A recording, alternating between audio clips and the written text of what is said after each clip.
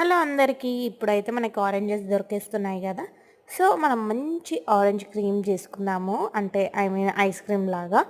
ఇదైతే మనం ఇలా పొట్టు తీసుకొని ఫ్రిడ్జర్లో ఫ్రీజ్ చేసేయాలి. ఓవర్ నైట్ ఫ్రీజ్ చేస్తే సరిపోతుంది. అండ్ ఈ ఫ్రీజ్ చేసిన ఆరెంజ్ పీసెస్ ఉంటాయి కదా, ఇవన్నీ మిక్సీలో వేసి మంచిగా బ్లెండ్ చేయాలి. మన ఆరెంజ్ ఐస్ క్రీమ్ అయితే రెడీ అయిపోతుంది.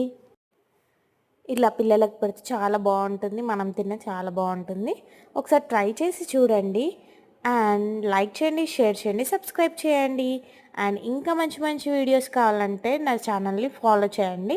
అండ్ మీరు ట్రై చేస్తే ఎలా వచ్చిందో కూడా చెప్పండి. అండ్ ఈ వచ్చిన క్రీమ్ని మళ్ళీ ఫ్రీజర్లో పెడితే మంచిగా ఐస్ క్రీమ్ లాగా రెడీ అయిపోతుంది. Thank you for watching. Bye bye.